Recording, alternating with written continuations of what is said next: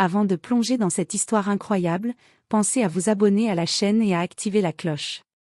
Ici, chaque récit a quelque chose à dire, et vous ne voudrez pas en manquer un seul. La ville de New York dormait à peine. Les gratte-ciel, baignés dans la lumière artificielle des lampadaires, semblaient veiller sur les rues désertes. Il était 3 heures du matin, une heure où la plupart des habitants sombraient dans un sommeil paisible, loin des urgences et des secrets de la ville. Mais pour Emily Carter, infirmière acharnée de l'hôpital Saint-Marie, cette heure n'était qu'une pause entre deux mondes, celui des couloirs froids, des cris étouffés et des vies à sauver, et celui de sa solitude, rare mais nécessaire. Emily sortit du taxi, les épaules voûtées par la fatigue accumulée après une nuit de garde.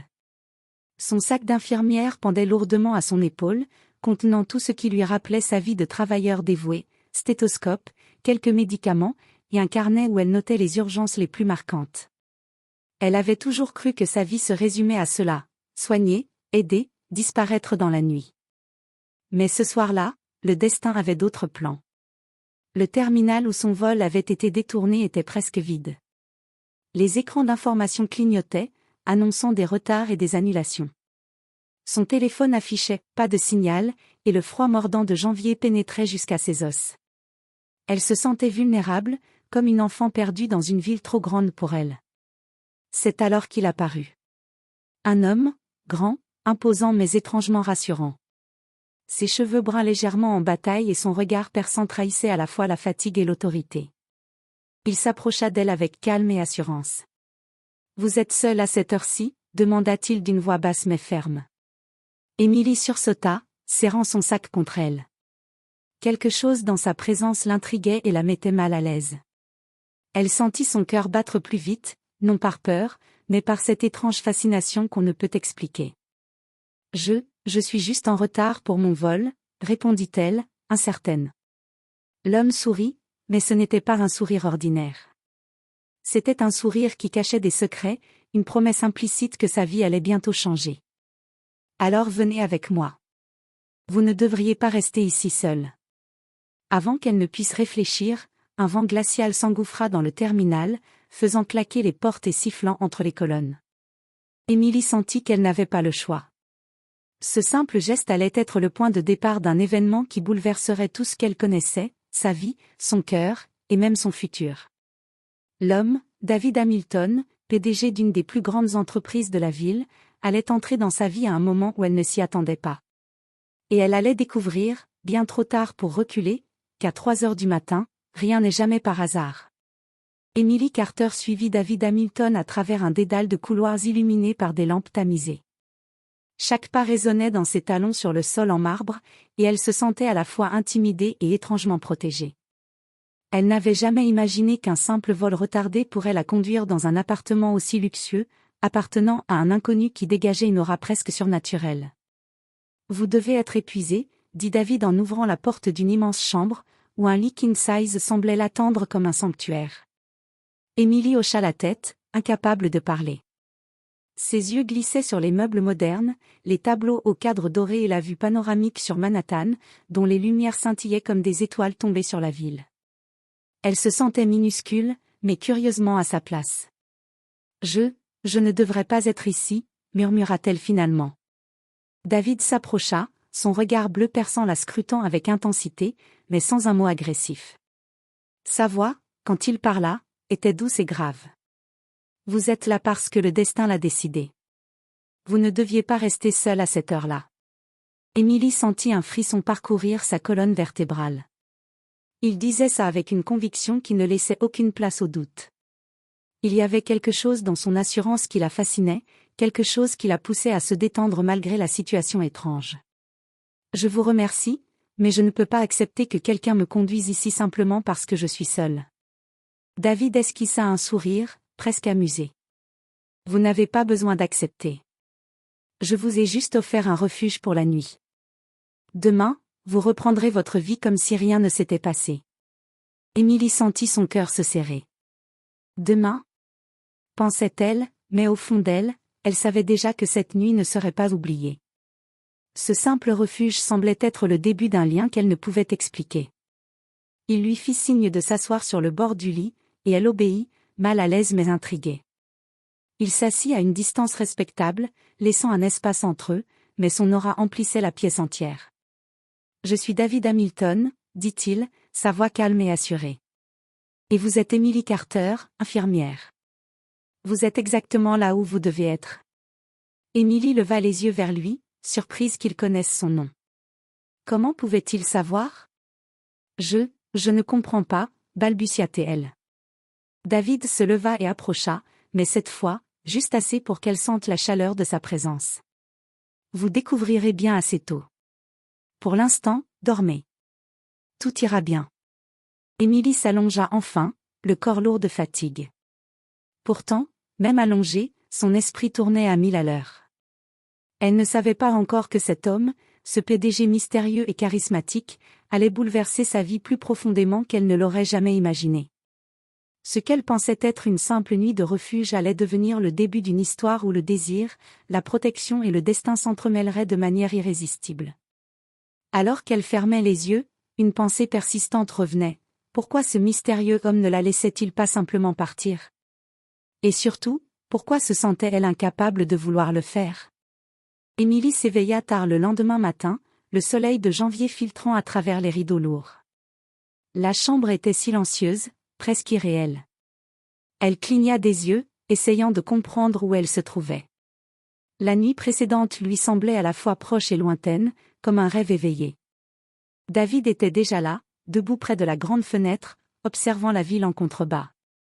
Son costume parfaitement ajusté, son regard sérieux mais tendre, dégageait un mélange de puissance et de fragilité qu'elle n'arrivait pas à comprendre.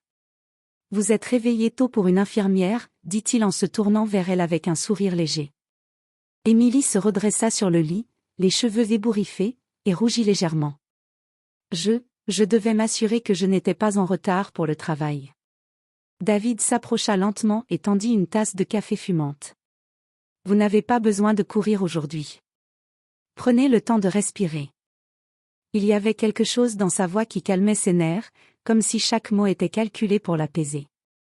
Émilie accepta le café, ses mains légèrement tremblantes. Elle ne pouvait pas expliquer pourquoi elle se sentait à la fois curieuse et nerveuse en sa présence. Vous ne devriez pas rester ici. Ce n'est pas votre monde, murmura-t-elle. David s'assit en face d'elle, croisant les jambes. Vous pensez que vous êtes entré dans mon monde par erreur. Mais parfois, c'est le monde qui entre dans le vôtre. Vous êtes arrivée ici pour une raison, Émilie. Émilie détourna le regard, mal à l'aise mais intriguée. Elle sentait que chaque mot qu'il prononçait la touchait plus profondément qu'elle ne voulait l'admettre. Il y avait une intensité dans son regard qui la mettait à la fois en confiance et sur la défensive. Je ne sais pas pourquoi je devrais vous faire confiance, avoua-t-elle finalement. David pencha légèrement la tête et sourit, non pas moqueur, mais sincèrement. La confiance ne se demande pas. Elle se construit. Et je compte bien vous montrer que vous n'avez rien à craindre ici. Un silence confortable s'installa. Émilie sirota son café, sentant la chaleur se répandre dans son corps fatigué. Elle savait que ses nuits au travail ne l'avaient jamais préparée à ce mélange de tension et de douceur. Chaque geste de David, chaque regard, semblait calculé pour créer un lien qu'elle ne pouvait ignorer. Puis, sans prévenir, il se leva et s'approcha de la porte. « Je dois m'absenter quelques heures pour des affaires. Restez ici, détendez-vous. Je m'assurerai que tout ira bien. » Émilie hocha la tête, mais une petite voix dans sa tête criait « Pourquoi est-ce que je veux qu'il reste? Pourquoi mon cœur bat-il plus vite quand il est là ?» Cette journée, censée être normale, allait devenir le début d'une relation où l'attirance et la protection se mêleraient à la surprise et au danger.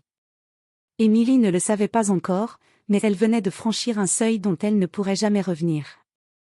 Et quelque part, dans la froideur du monde extérieur, le PDG qui l'avait accueillie à 3 heures du matin commençait à réaliser qu'il ne pourrait jamais la laisser partir, pas cette fois. La journée passa lentement pour Émilie. Coincée dans cet appartement somptueux, elle se sentait à la fois privilégiée et prisonnière.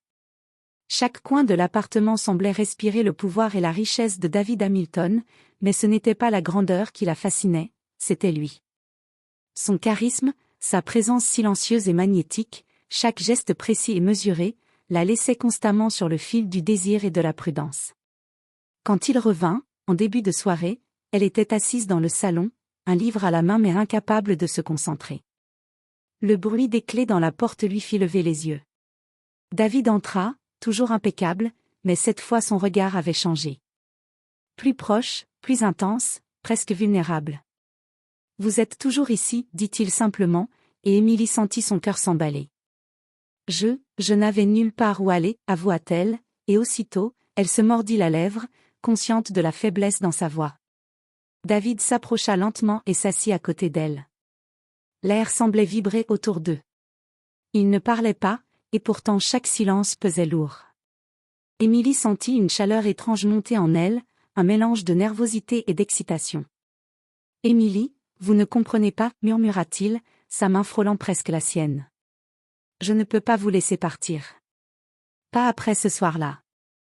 Pas après tout ce que j'ai ressenti en vous voyant arriver. » Émilie détourna le regard, le cœur battant. C'était à la fois effrayant et fascinant. Elle savait qu'il jouait avec des émotions qu'elle n'était pas prête à gérer, mais elle ne pouvait nier l'attirance qui la consumait. « David, je ne sais pas si c'est correct » balbutia-t-elle. « Vous êtes, mon monde est différent du vôtre. » Il la regarda intensément, et pour la première fois, un éclat d'émotion pur traversa ses yeux habituellement impassibles. « Je sais, mais parfois, les mondes différents doivent se rencontrer. Et je ne veux pas vous laisser partir. » Émilie sentit une boule se former dans sa gorge. La réalité frappait avec force, elle avait été accidentellement plongée dans un monde de luxe et de pouvoir, et pourtant, ce n'était pas le confort matériel qui la retenait, c'était lui. Mais au moment où elle allait répondre, un bruit provenant de l'extérieur interrompit ce moment fragile.